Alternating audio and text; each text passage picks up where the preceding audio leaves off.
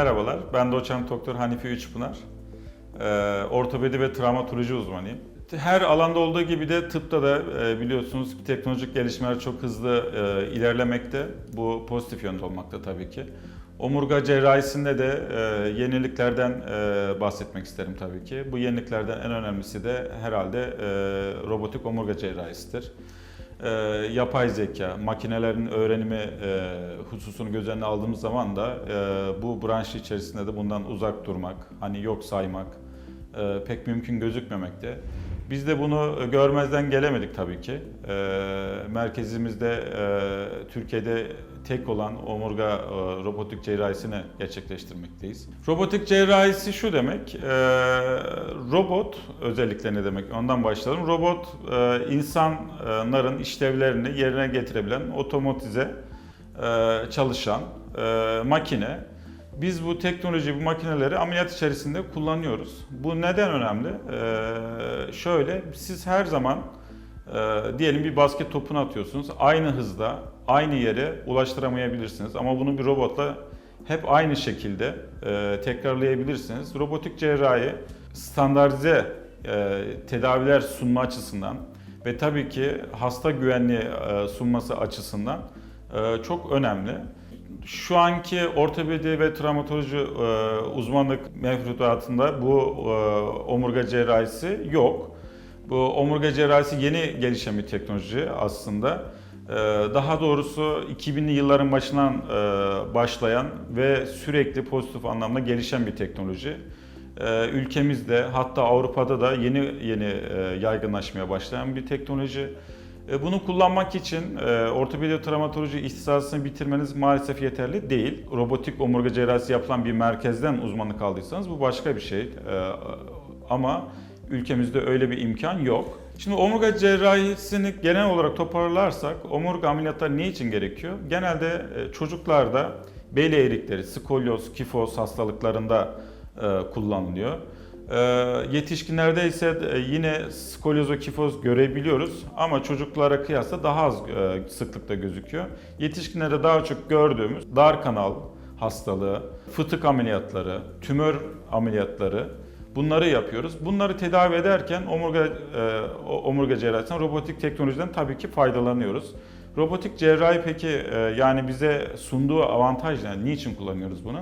Şöyle, omurganın kendisi zaten anatomik olarak omuriliğimizi içeriyor. Kendisinden omurilik sinirleri çıkıyor. Bacaklarımıza, kollarımıza yayılan, giden sinirler çıkıyor. Omurganın önünde organlarımız var, damarlarımız var. Bu doğası itibariyle riskli ve tehlikeli bir ameliyat, yani omurga ameliyatları.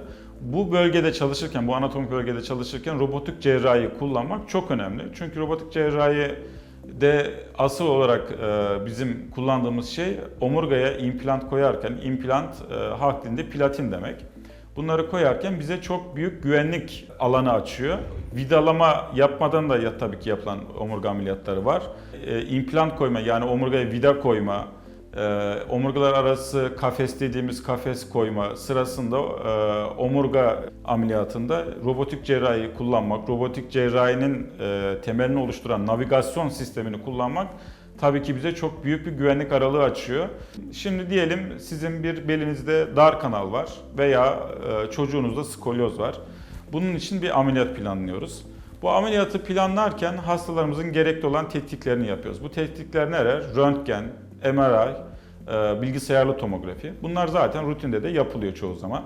Biz hastamızın ameliyatını robotik cerrahide ameliyat odasına gitmeden sanal ortamda aslında tamamen yapıp gerçekleştiriyoruz. Bu aslında hem güvenli cerrahi açısından bizi hazırlıyor, ameliyatın süresini kısaltıyor, dokulara daha az zarar vererek, dokulardan kastım işte bir vida koymak için omurganın kaslarını sıyırmamız gerekiyor, başka dokuları sıyırmamız gerekiyor. Bunları daha az yaparak bu vidaları koymayı, ondan sonra ameliyat içerisinde olabilecek problemleri, tehlikeleri tamamen bir simülasyon ortamı birebir yaşayarak planlamayı yapıyoruz. Bu planlamayı kaydediyoruz. Bu komutları, yani planlamayı bilgisayarın robot cihazının bilgisayarına yani beynine yüklüyoruz ve ameliyata giriyoruz. Ameliyata girdikten sonra tekrardan hastanın anatomik yapılarını omurgaya tekrardan tanıtıyoruz. Tekrardan ameliyat öncesi yaptığımız anatomik işaretlemeleri doğruluyoruz, verifiye ediyoruz. Bu verifikasyon sonrası, doğrulama sonrası ne oluyor? Robot kolu sayesinde diyelim biz hastaya bir vidalama yapacaksak vidanın nereye, nasıl, hangi açıda, ne kadar uzunlukta gitmesi gerektiğini zaten robota yüklemiştik biz, planlamıştık. Robot kolu bunu yapacak şekilde, bize rehber oluşturacak şekilde hastaya yanaşıyor ve biz robot kolu üzerinden vida koyma işlemini yapıyoruz. Biz yine klasik olarak anatomik bilgilerimizi kullanarak bir vida hangi açıda, hangi pozisyonda gitmesi gerektiğini kendimiz teyit ediyoruz. Bu teyit sonrası robotik omurgaya, koluna izin veriyoruz ve vida koyma işlemi öyle gerçekleşiyor. Bazı problemler yaşarsak omurgamızda tabii ki de iyi ve yeni tedaviler, güncel tedaviler sunan merkezleri takip edip başvurmak diğer bir önerim olacak.